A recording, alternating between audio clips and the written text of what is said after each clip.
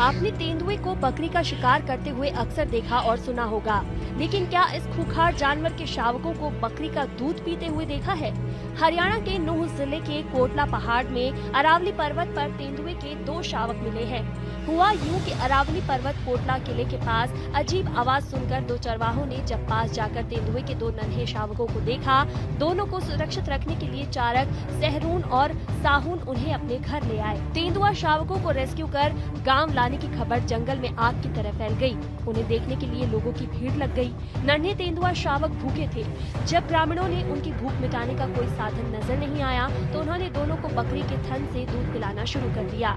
शावकों की भूख शांत होने के बाद ग्रामीणों ने पुलिस और वन विभाग को सूचना दी, जिसके बाद वन विभाग की टीम ने गाँव पहुँचकर दोनों तेंदुआ के शावकों को अपने कब्जे में ले लिया। वन अधिकारियों ने बताया कि दोनों शावकों को जंगल में चारों तरफ पत्थर का चबूतरा बनाकर उसके बीच में सुरक्षित छोड़ा गया है, ताकि शावक फिर से भटक न जाए। उनकी मां मादा तेंदुआ की तलाश तेज कर दी गई है। ये दोनों शावक देखने में 2-3 दिन के मालूम होते हैं।